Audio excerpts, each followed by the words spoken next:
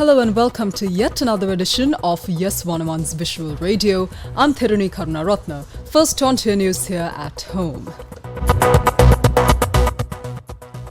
The Commission to investigate allegations of bribery or corruption is currently investigating nearly 6,000 vehicles that were allegedly imported without paying taxes and falsely registered with the Department of Motor Traffic.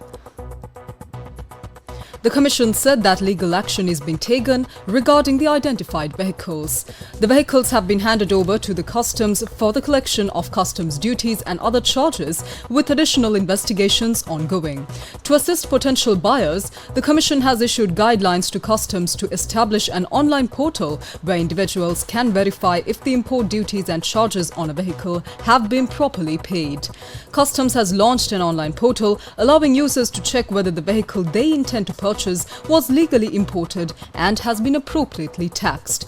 By visiting www.services.customs.gov.lk/vehicles and entering the relevant information, details on the vehicles imported after paying the necessary duties can be accessed. Meanwhile, a wind power plant with a capacity of 120 megawatts is set to be built in Sampur with Indian financial assistance. The project will be a joint initiative between the Central Electricity Authority of India and the Ceylon Electricity Board. Secretary of the Ministry of Energy, Professor Udayanga Hemapala, said that the agreement will be signed after President Anurag Kumar Dissanayake completes his official visit to India, which is scheduled from the 15th to the 17th of December. Now, this visit, which follows an invitation from the President of India, marks President Disanayake's first overseas visit since assuming office.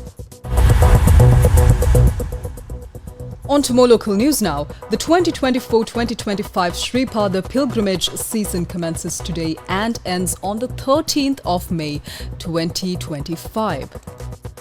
The pilgrimage season began early this morning following religious observances at the Shripada Malua.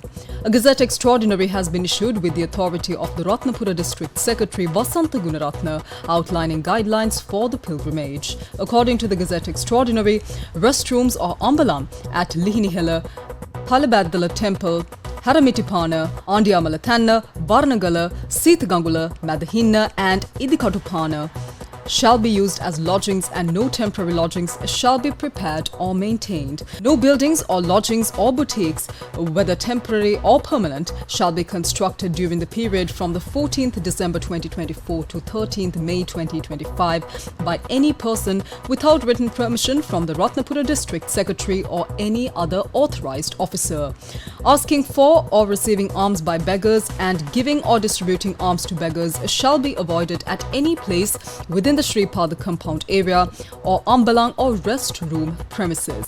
Bathing or washing clothes shall be avoided at all places except the safe places already identified and declared by the Department of Forest, Central Environment Authority and local government authorities. Private ventures which are intended to facilitate for bathing and washing clothes shall duly obtain prior written permission. For more details that are included in this Gazette Extraordinary, do visit our website www.Newsfirst.lk. Let's now move on to news overseas. International news. Supporters of South Korean President Yoon Suk-yeol shared dark conspiracy theories and braved freezing weather in downtown Seoul on Saturday ahead of an impeachment vote, once again, that could remove their leader from office. Opinion polls showed on Friday that more than 75% of the South Korean public say that Yoon must be impeached for last week's botched attempt to impose the country's first martial law in decades. But a vocal minority still back him, gathering in the thousands at Seoul's Central Square on Saturday morning to oppose the impeachment while claiming the country's elections have been rigged and that the opposition infiltrated by pro-North Korean elements. Let's now move on to sports news. Sports news. England's seamers chipped away at the New Zealand batting on the opening day of the third and final test in Hamilton.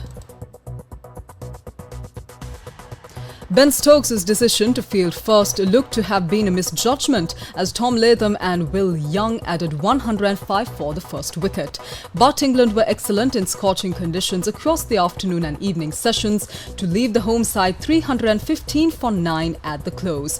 Matthew Potts justified his inclusion ahead of Chris Woakes with 3 for 75. Gus Atkinson took 3 of his own and went past 50 wickets in his 11th test. Well, that brings to a close this edition of Yes 101's Visual Radio. I'm Theruni Karunaratne. Stay tuned with News First for more of the very latest.